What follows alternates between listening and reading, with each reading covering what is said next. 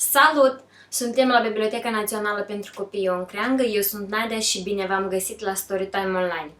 Întâi de toate vreau să felicit cu sosirea primăverii și să vă zic că astăzi îl omagiem pe Ion Creangă. Și cu această ocazie vă voi citi Ursul păcălit de vulpe, scris de Ion Creangă, doar că va fi tradus în limba engleză. Și sună în felul următor: The Bear Who Lost His Tail, translated and adapted by Geoff Alsopp and Simona Szucs. Să vedem. Once upon a time, there lived a peasant and his wife in a teeny tiny house in a teeny tiny village, somewhere in the mountains in the north of Romania. Every winter, his wife complained because she was so cold. Ioane, you always promised to bring me a nice fur coat to keep me warm, but I think that I will die of a cold. At this time, when his wife was angry, Ion liked to go fishing where he could be alone. He took his old horse and his cart and went slowly to the lake which was near the village. He caught a lot of fish, but he couldn't think of a way to get his wife a coat. Finally, when he had filled his bag with fish, he left the lake and went home. On the way home, he saw something in the road, and when he came closer, he stopped the horse and went to look. He was so surprised that he couldn't speak. Then, after a few moments, he said, "This must be my lucky day. Here's a fox lying in the road, and it is dead. Now I can make a nice warm fur coat for my wife, and I have enough fish for a month. This is really a wonderful day." He took the fox and put it into the back of his cart, next to the fish. But poor Ion was a simple peasant, and he didn't see that the fox wasn't really dead. When the clever fox was sure that Ion wasn't looking, she took the fish from the bag and threw them one by one into the road. When the bag was empty, she very quietly took the bag and jumped out of the cart.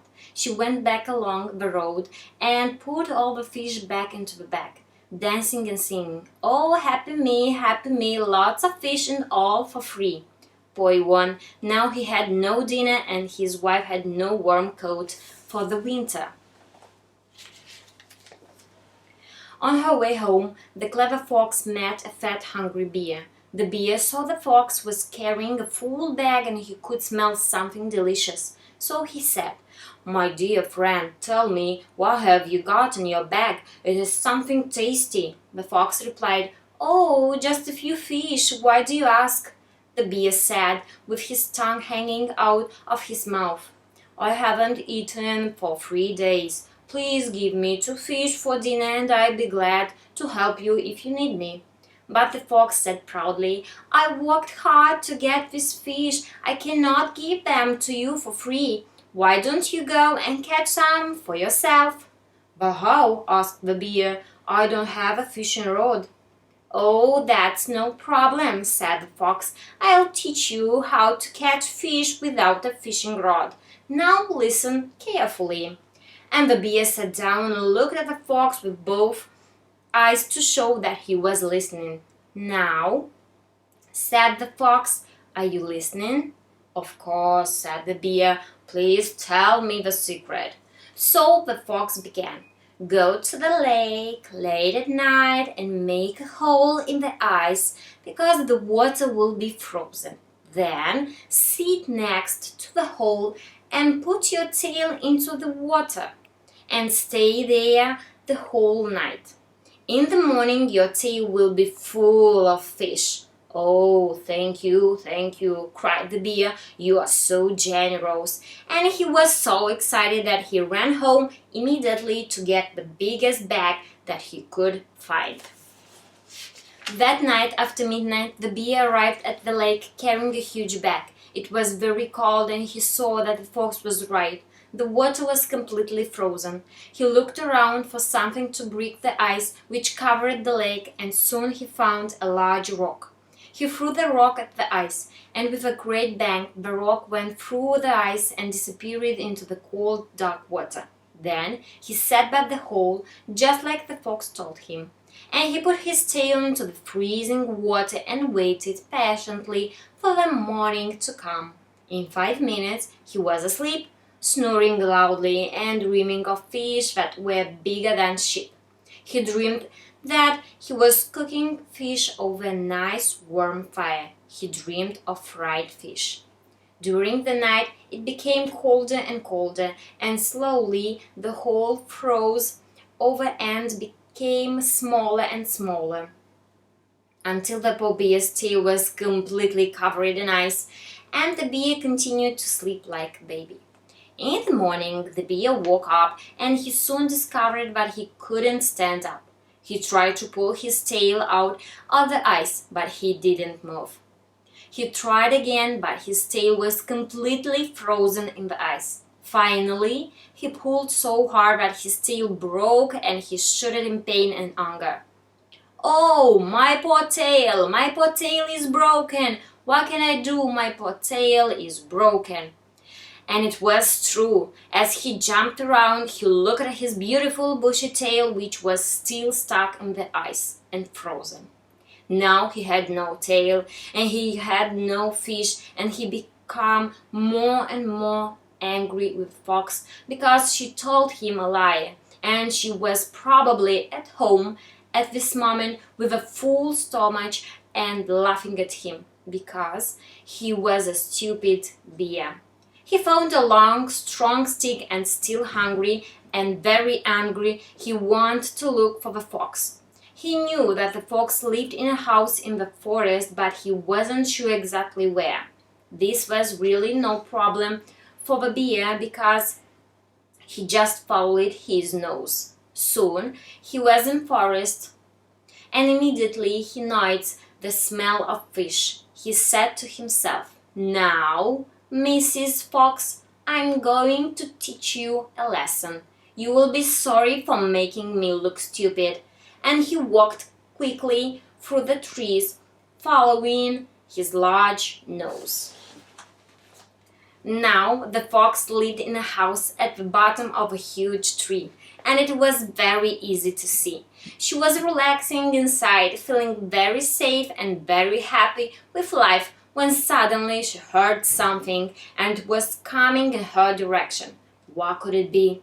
The noise became louder, and she heard an angry voice, and she thought to herself, "Ah, I know that voice. It's my old friend, the stupid bear, and he's very angry." When the bear found the fox's house, he shouted at her, "You big liar! You are not my friend! Come out and see what you have done to my tail!" And at the same time he poked the long stick into her house. Inside, the clever fox was laughing because the stick couldn't touch her. She shouted back at the bear, "Liar, liar, your pants on fire! Liar, liar, your pants on fire!" And the stupid bear, who was still feeling the pain from his broken tail, really thought he was on fire. The fox laughed more and more. "Ha ha ha, ha ha ha, you can't touch me, you can't touch me, stupid bear, stupid bear. How could you believe that you could catch a fish with your tail? Now your tail is gone because you are so stupid, stupid bear, stupid bear." Now the bear saw that he couldn't hurt the fox, and he started to feel sad. "I thought you were my friend," he said, "and I thought that you wanted to help me because I was so hungry." But the fox continued to sing, stupid bear, got no tail and don't care. Stupid bear, got no tail and I don't care." And the bear said, "But look at me, how can I visit my friends when I have no tail? I'm so ashamed." But the fox sang, I don't care, and she danced around inside her house. Finally, the poor bear became tired because of his anger and his hunger, and he decided to go home. He walked slowly through the forest, still in pain and hoping that no one would notice that he no longer had his beautiful long bushy tail.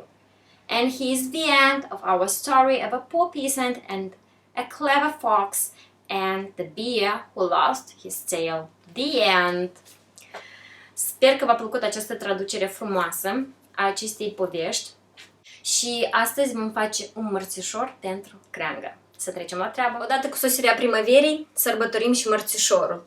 Astăzi eu am și în piept un mărțișor și astăzi vom face, iată așa, un mărțișor felicitare, da? Ați putea și pe vers o să scrieți câteva cuvinte frumoase, da? Oamenilor dragi. Pentru așa o felicitare veți avea nevoie de un pătrat cu latura de 14 cm, încă un pătrat de altă culoare de dorit cu latura de 13 cm și iată așa inimioare. Toate trebuie să fie de aceeași dimensiune, 4 inimioare de culoare albă și 4 inimioare de culoare roșie. Deci cum ați face aceste inimioare? Eu am făcut în felul următor. Am decupat o inimioară și am conturat pe altă hârtiuță, da? Și am conturat iată așa 4 inimioare. Iată aici, puteți să conturați cu creionul. Iată așa. În așa mod veți primi 4 inimioare identice. Și apoi cu farfica o decupați de aici, da? Deci, veți mai avea nevoie și de clei.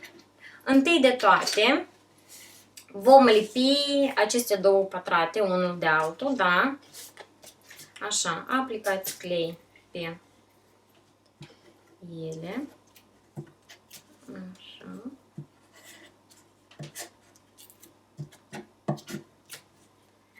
Iată așa.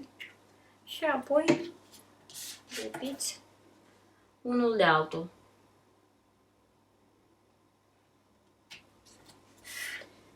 Iată așa. Așa, bine. Și acum lipim inimioarele. Dar să fiți foarte atenți aici, deoarece toate inimioarele trebuie să fie lipite într-o direcție. Și uitați-vă anume, iată așa, cu partea aceasta rotundă încoace, da? Sper că se înțelege bine. Bine, eu acum o să înclei prima inimioară și a doua și dumneavoastră să înțelegeți care este ideea, cum trebuie să fie lipite aceste inimioare, da? Așa, aplicați clei doar pe o jumătate de inimă, da? Și o lipiți. Găsiți mijlocul acestei felicitări, da? Și o lipiți la mijloc. Iată așa, vedeți? Inimioara cum este lipită. Așa, deci, următoarea inimioară va fi de culoare roșie. De asemenea, îi aplicați clei doar pe o jumătate. Așa. Și o lipiți lângă această altă inimioară. Iată, priviți, în felul următor. Vedeți? Tot cu partea aceasta rotundă la partea aceasta pliată, da? Și așa trebuie să fie lipite toate celelalte inimioare. Cu partea asta rotungită, lângă partea aceasta pliată, da? Altfel nu se va primi floarea. Bine, și luăm următoarea culoare, va fi culoarea albă, aplicați clei pe ea și lipiți inimioara.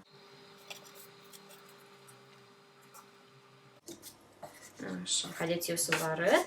Iată așa, vedeți cum inimioarele se deschid la rând, una lângă alta, da?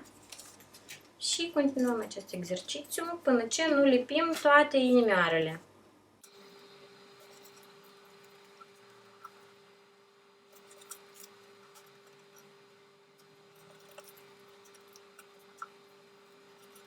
Așa, iată, am lipit toate inimioarele și acum le deschidem, da? Deschidem această floare.